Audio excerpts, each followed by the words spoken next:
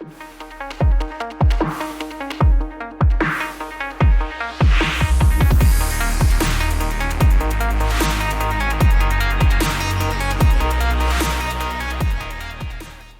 right, Chris Steele here. Joined with me today is Leonard Takahashi Fry, and we're just concluding day one of the Prada Cup. And what an exciting day, Leonard. We had southwesterly breeze out there, almost optimum sailing conditions on course C.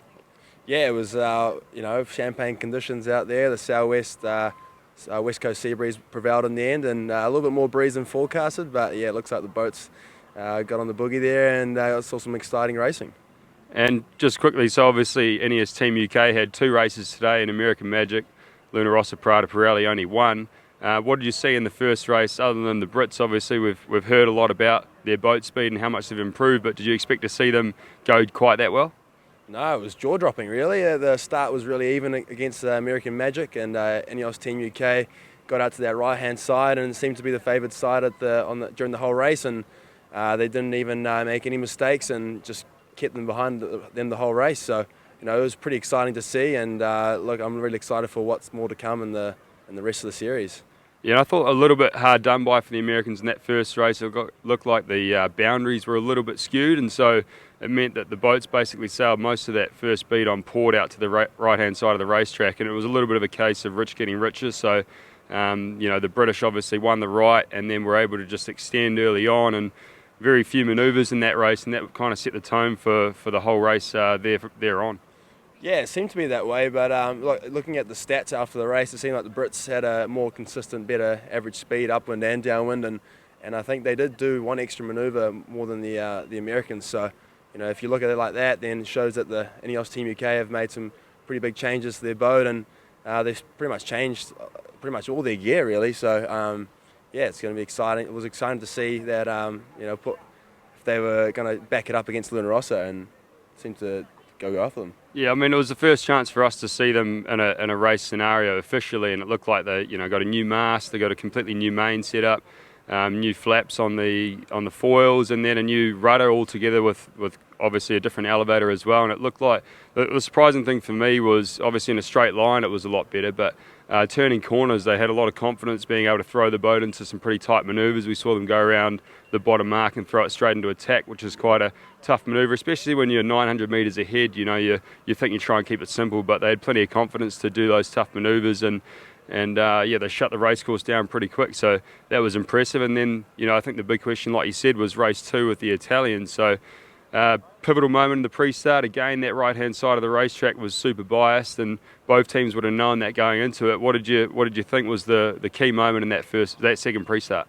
Yeah, it was pretty important for both boats to actually get on the line, and it seemed like Leonard Rossa just quite didn't get it right, and couldn't lay the pin, had to tack early. So that was the moment in the race right there. INEOS were able to keep the same tack all the way up the upwind, and all Leonard Rossa could do was follow, and they actually closed it up on that third beat, and thought we might actually get a bit of a race, but INEOS didn't make a mistake from then on and just stretched out for the lead.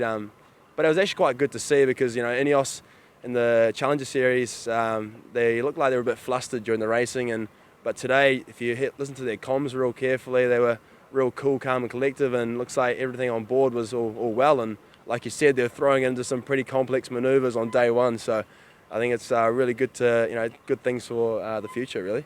Yeah, I guess what surprised me was obviously they got into some pretty strong positions in both those races, but I think both of the American Magic and Leonard Rossa Prada Pirelli team would have been thinking, let's just keep this race tight and our boat speed will prevail, but that certainly wasn't the case. They were kind of following them around the racetrack and not really making many gains. Leonard Rossa did a better job than American Magic at doing that, and they kept it tight, but like you said, there wasn't really any mistakes or passing lanes that presented themselves, and I think that was surprising. There wouldn't have been many people that would have picked the Brits to have two wins out of two races on day one, especially given the current events and the way things had been towards the end of last year. But I think it's great for the event, and it kind of sets us up for more exciting racing to come.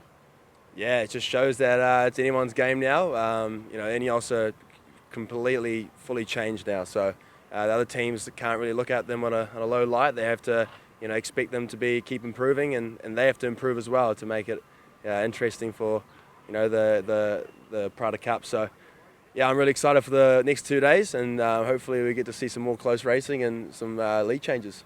Yeah, and obviously lighter conditions tomorrow, so again there'll be that big question mark over the Brits. There've been a lot of talk about, you know, their light wind performance and how much they've struggled, but I think, you know, going into tomorrow they've only got one race, which is probably a good thing, but that one race will tell us a lot of just how much that boat's improved in that lower wind range.